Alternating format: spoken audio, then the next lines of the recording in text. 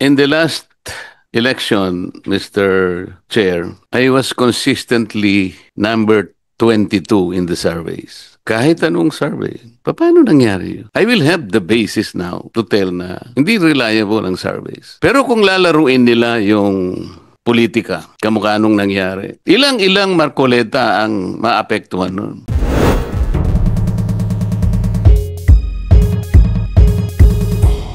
Very much, Mr. Chair. Next will be Senator Marcoleta. Thank you, Mr. Chair.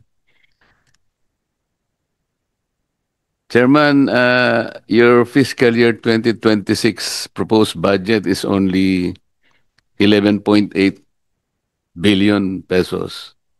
That's right, Mr. Chair. This is considered a pittance compared with your 35.5 billion this year. Yung pong total, Mr. Chair, ng preparatory national and local election at saka po yung national and local election 2024. Wala pa akong tinatanong sa iyo eh. Sinasabi ko pa 35 lang. po. Yes, Mr. Chair. Kino-compare ko pa lang. Masyadong malayo, di ba? It's about a reduction of 67%. Tama po, Mr. Chair. Bakit gano'n? Bakit hindi kayo nag-complain? It might affect your effectiveness in conducting the BSKA election next year, November. Maraming salamat po, Mr. Chair. Tama po kayo, yung 35 billion, yun yung preparatory national and local election at saka yung national and local election na 23 billion plus more or less po 14 billion, yung po yung budget talaga ng 2025. Ngayon po, Mr. Chair, ang hiningi po talaga namin for 2026 ay 18 billion. Subalit, nabawasan po kami, Mr. Chair, Your Honors, ng 6.220 billion pesos. Ngayon po, yung po sana yung aming ipapakiusap na maibalik. Kaya lang po, Mr. Chair, biglang pumasok po yung paglagda ng ating Pangulo ng resetting ng barangay and SK election. So we were torn between whether to push for the return of the 6.220 or yung ihihingi po namin ay yung dagdag para sa BSKE. Alam po namin, Mr. Chair, Your Honors, hindi po pwede namin makuha parehas. And therefore, yung po kasing 6.220, kasama po sana yung sa preparasyon para sa 2028 elections. Pero since mauuna po, Mr. Chair, ay barangay and SK, we will just settle to push for the additional budget for the barangay and SK po by next year. Kinakabahan lang ako dahil masyadong malaki yung nawala sa inyo. Di ba merong kasabihan yung mga American Indians? If you want to hit the target, you have to set your aim a little bit higher than the target. Eh sana ginawa mo man lang 20 para kapag kahit na ibaba yun, eh di naging 18 pa rin, di walang nabawa sa'yo. Yes po, Mr. Chair. Next time, ganun ang kailangan maging para kang businessman, hindi ba? Mr. Chair, ano po, alam po din namin sa COMELEC talaga na napakaliit ng fiscal space. So we would like to help then the national government and would like to emphasize really in this committee po, habang lumalaon po nagmamahal ang demokrasya ng Pilipinas. Talaga po habang tumataas ang bilang ng mga botante, talagang tumataas po yung gastos natin, Mr. Chair. Oo nga. And then in Mr. Chair, dito sa regional distribution ninyo, napansin ko lang yung SOCSARGEN,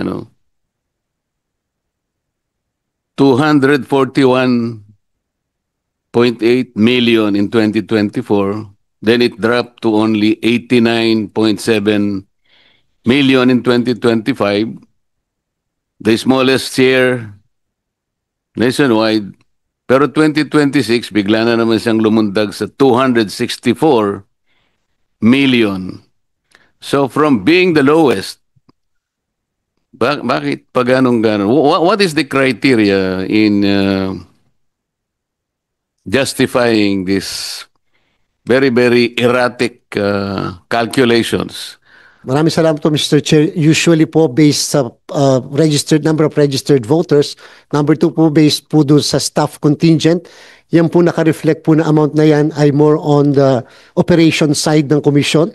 Like for example, Mr. Chair, ilan po yung aming election officer, ilan po yung aming election assistant, ilan po yung mga yung pong gastos like for example bayad sa kuryente, supplies, etc. So yan po yun, Mr. Chair. And usually po, hindi pa napifill upan yung ibang positions na nagre-retire kasi po nag-freeze po muna kami ng aming pong hiring dahil sa election, but we will resume. So yun po yung kalimitan nagbabago dahil po doon sa pagbabago rin sa operation side, Mr. Chair.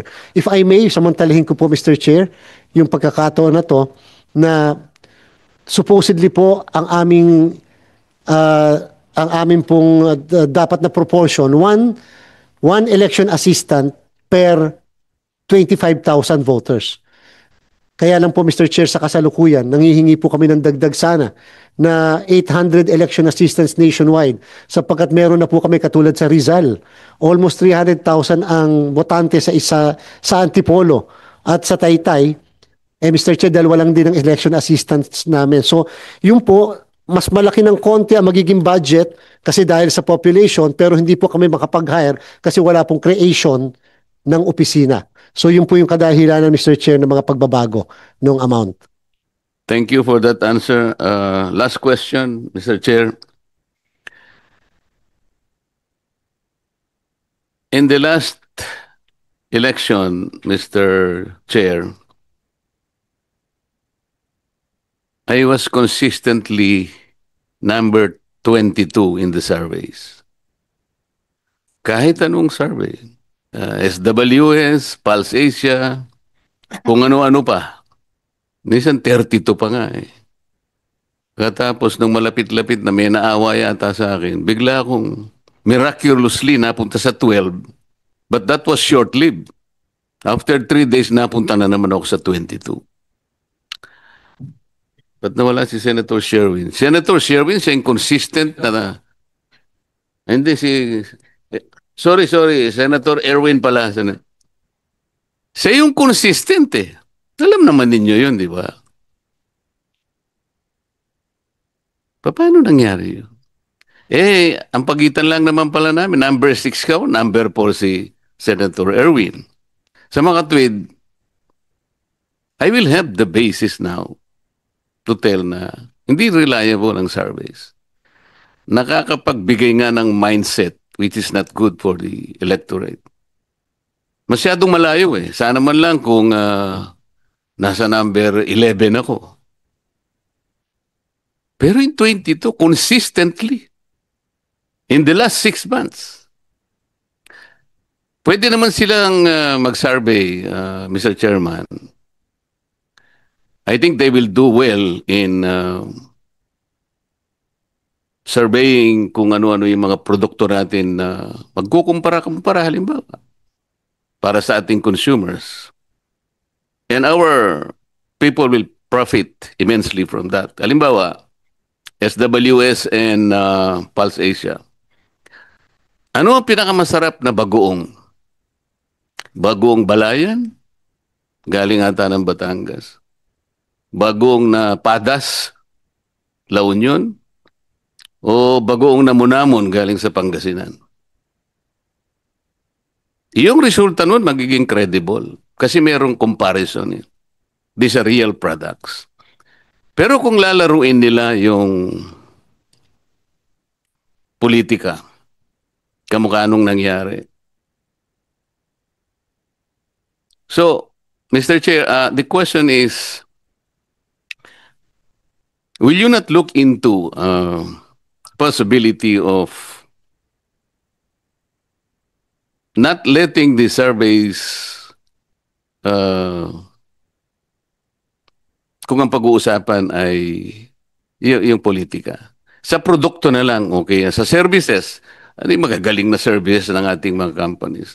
Pero kasi napaglalaruan nila knowing that yung pagsasurvey, sapagkat ito, alam ko, dito pinagkukunan ng mga funders. Yung, alam mo na, yung maraming funders. Right or wrong, they will have to base their judgment kung sino yung gusto nilang tulungan financially. Kung ano yung survey. So kung talagang ikaw ay nasa 22, malamang hindi ka talaga Masyadong malayo ka na eh. Maring ikaw ang pinakamaganda lalaki. Ay malayo ka eh. Nawawala ngayon yung mindset nandun eh. I think it's high time for the COMELEC to look into this. What do you think, Mr. Yes, Mr. Chair, Your Honors. Several weeks before the conduct of the election, there was this public pronouncement of then Congressman Marcoleta about the surveys. At yung po yung naging cue ng Commission on Election. We passed a resolution. We created a task force respect, regulation and enforcement of survey practices and election credibility and transparency. Kinala po namin ang lahat ng mga survey firms. We passed a resolution at sinabi namin we will regulate them. We will not interfere sa kung sino ang magko-komisyon, kung magkano ang komisyon, etc. But they will have to submit to COMELEC yung lahat ng reports. Alam niyo po, Mr. Chair, naging napaka-successful po yung kahit ilang linggo lang na-establish before the election because practically everybody sa SWS, Okta Research, and such other survey firms nag-participate po. At ang sabi nila, tama rin na nandito meron tayong ganito. Because madami rin po kasing nalaman din namin, marami pala po na gumagamit ng pangalan nila in provinces. For example po, SWS, hindi po pala kanila yon. Pero SWS po ang ginagamit. So sabi namin, bakit hindi nyo mapahinto o maireklamo? Kasi po sabi po nila, wala rin kaming lalapitan. At least ngayon, may COMELEC na pwede ng lapitan. So sinimulan na po natin yung task force respect and we're hoping that for the conduct, especially of a major election like 2028, yan po, kaya po namin sila pinapunta lahat doon. Mr. Chair, sabi po namin, para ma-prevent yung pag-file ng case sa Supreme Court. Baka kasi sabihin na nagva-violate ang COMELEC ng freedom of speech because may decision na po before eh. Pero this time, wala pong pumunta sa Supreme Court to question our resolution to regulate them because we were able to explain that our purpose is for an equal opportunity for all the candidates. We do not want to interfere doon sa kung sinong magkanong bayad, etc. Bahala sila. But they will have to reveal to us sino ang nag-commission yan, ano ang parameters nyo, ano ang scientific methodologies na ginamit nyo, at sino at saan nyo kinuha yung mga respondents without revealing at least po kung sino yung mga nasa likod. Sapagkat alam po namin, kasi meron talagang mga tumataya sa ganyan, parang marketing arm din. And so, hindi po namin, pero ang kinakailangan, yung nag-subscribe, ma-reveal po sa amin. Yes, a very good topic, Mr. Chairman. Yes, Chairman George, kasi ako, di naman kami tumakbo ni Senator Sherwin itong last election. It was our midterm for us, no? Nung napapanood ko yung mga television, lalo nang palapit na ng election, naalala ko po yung may survey, yung mga may-ari ng survey or yung mga presidente ng mga survey firms na to, nagsasalita sa TV, ito na, wala nang iba. Mananalo ito, sigurado sa survey namin, itong mananalo, siyam na alyansa, 3 lang yung opposition. Yan. Mamaya pagkatapos ng eleksyon, 5 na lang naiwan sa alyansa at 7 ang nanalo na hindi aligned with the administration. Pero they were confident. Parang mind conditioning ba? Wala ba magawa yung commission dyan sa mga ganyan? Can't you, although it's freedom, I know it's freedom of expression, freedom of speech, but at the same time, it's a bit irresponsible kasi alam naman namin dito kami, mga kandidato kami, maraming lumalapit sa aming survey firm din na kung may konting pa-plus ay pwedeng itaas-taas sa inyong survey. Can't you not also come out maybe with a ruling na maybe you can accredit certain survey firms? Ako, I only look at Pulse Asia. I'm sorry. Ako, Pulse Asia lang ako. And SWS. With all due respect, kaibigan ko yung iba. Pero napaka-erratic yung kanilang mga survey results. Let's just look at what happened in the last 2025 elections from what they had come out with and what has actually transpired after the elections. And then, parating ng 2028, gano'n na naman ang ating mga kaibigan na surveyors, gagawin na naman nila yun. Wala ba magawa ang COMELEC dyan? Kasi tama po si Senator Marcoleta that is being used as a tool also for soliciting funds or donations to your campaign. Tama ka kasi kung lampas ka ng 15, wala ka nang matatanggap ni piso ni centavo. Number 22. Gift certificate lang siguro sa Kentucky Fried Chicken ibibigay sa iyo pakain sa staff mo. Pero yung pag mataas ka, syempre maraming gusto mag-donate sa iyo, Mr. Chairman. No? That is the point that we try to make. Is there a way to be fair about it? Because you are the election watchdogs, and I don't want that these survey firms will be used for whatever activities to gain, I'd say, to give false information to the public. Yes, thank you very much, Mr. Chair, Your Honors. Yung pong pinasa namin na resolution na yon na to regulate them, magandang simula pa. Nobody went to the Supreme Court. Nobody questioned. And everybody went inside that system, and therefore we will now go into institutionalize. Sana rin po talaga yung aming resolution na yon ay masuportahan ng isang piece of legislation. Magkaroon na po ng piece of legislation po. Kasi po otherwise, do sa SWS and Pulse Asia versus Comelec ay nagkaroon ng desisyon ng Supreme Court kasi nga po may boundary between freedom of expression at saka po yung freedom of speech. Kaya medyo may konting hesitancy ang Comelec at that time. Pero ngayon po, we pushed for task force respect, and therefore, ngayon po, we will now regulate them from here on. How far can you regulate them, Mr. Chair? Only for purposes, Mr. Chair, of we requiring them to submit basic and certain informations. Will that correct the kind of method that they're using that in the end it will become a mind-setting exercise? Where does freedom come in? We are going to, Mr. Chair, we are going to publish lahat ng kanilang mga submissions sa amin. Not necessarily to drive away yung mga itatago sa Let's cassette. test the argument of the Supreme Court. Where does freedom come in the survey? Alam niyo po, they will have to publish, they will have to submit sa amin po yung mga relevant information. It's the exercise of freedom of the press. So nasaan yung freedom? Kasi nagkakaroon ng mind setting, it's a tool. So walang freedom talaga eh. Minsan sinusundan kahit mali. So if we are about press freedom, dapat hindi ganun ang paraan nila. Sana wala na yung sa politika kasi dito nalalaro nila eh. Walang comparison eh. They will just have to ask people a sample.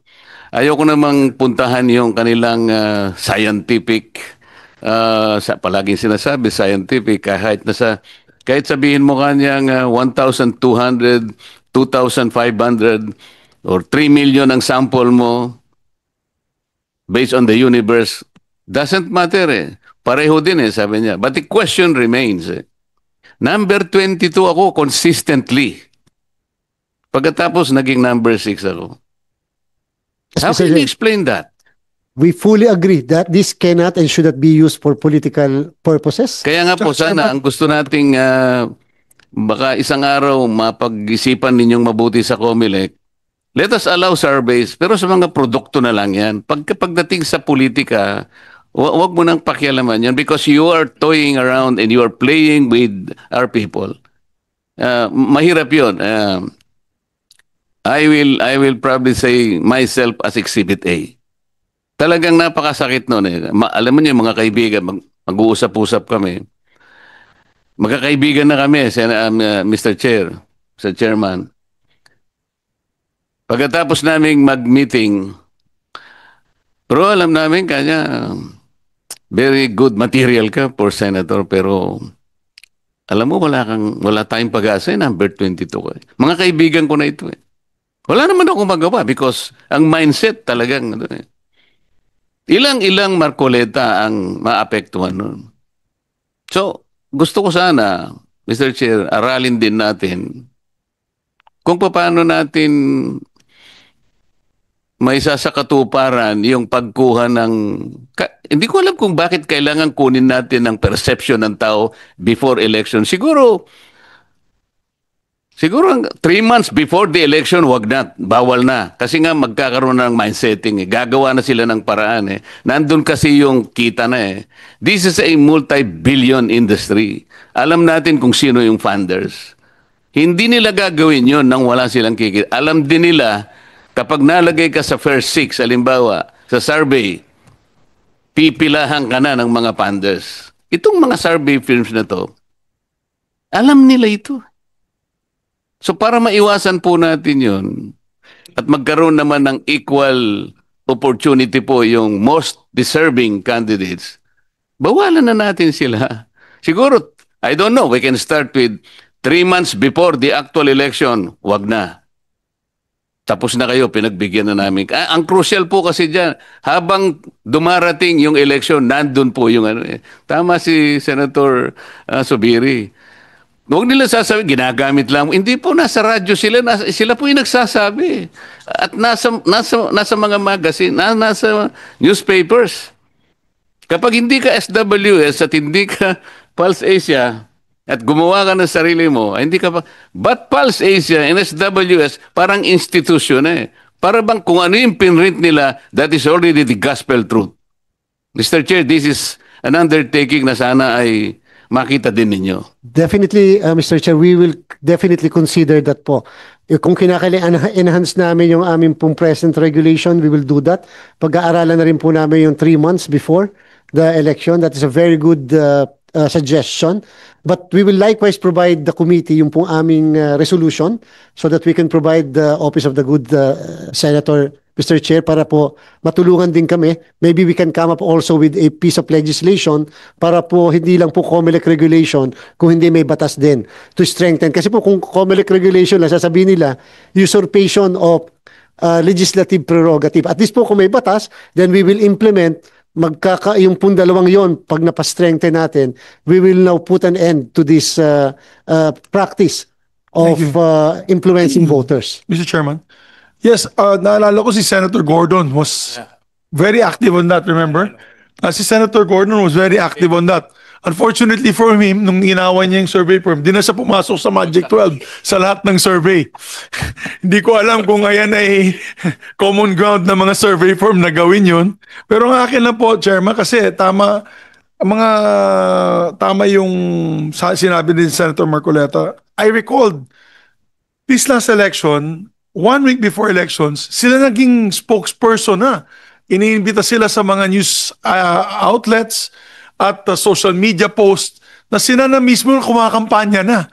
Ito na, wala nang iba na mananalo. It looks like 90% of the winning candidates of the next week's elections will be coming from this group. Hindi na maganda po yun, Mr. Chairman. Kasi maganda lang kung sabihin nila, ito yung facts, ito yung numero namin, kayo na bahala mag-interpret. Pero ito yung lumalabas sa aming survey firm. Pero kung sila na mismo nagsasabi, and you can check all the news items, who are being interviewed, who are frequently being interviewed, saying that ito na, wala nang iba, ito nang mananalo. Tapos na iba nga. And it will greatly weaken your resolve as a candidate. Yes, it will frustrate the candidate, Mr. Chairman. And sayang naman, no, imbis na last stretch na, mangangampanya ka ng mas talagang magpupursige ka at mangangampanya kang 24/7, house to house nga, ika nga, hindi ka na mangangampanya kasi nakalagay doon sa survey, number 20 ka, wala ka na. Parang nawala ka na ng gana. Pero, yes, Mr. Chairman. Mr. Chair, masaya kami ngayon. Masaya kami ni Senator Migs, Senator Sherwin. Sa nangyari sa 2025, naniniwala kami, wala na naniniwala sa surveys. Salamat po, Mr. Chair. Thank you, sir, for Thank you very much, Mr. Chair. Salamat. Senator Marcoleta, buti nga kayo, 22 lang. Ako, nung nag-umpisa ako, rank 42. 42. Nung 2016. Umpisa ka lang, 42. Kaya lang, nung tumas ka na ng 15 hanggang sumabot ka sa 8, nakita ko eh. Ako talaga consistently number 22. Yun ang talagang masakit na ginawa nila sa... dinala ka naman ng bukid nun, kaya panalo. Ayun, yun ang sinasabi ko. Number 3 ka doon.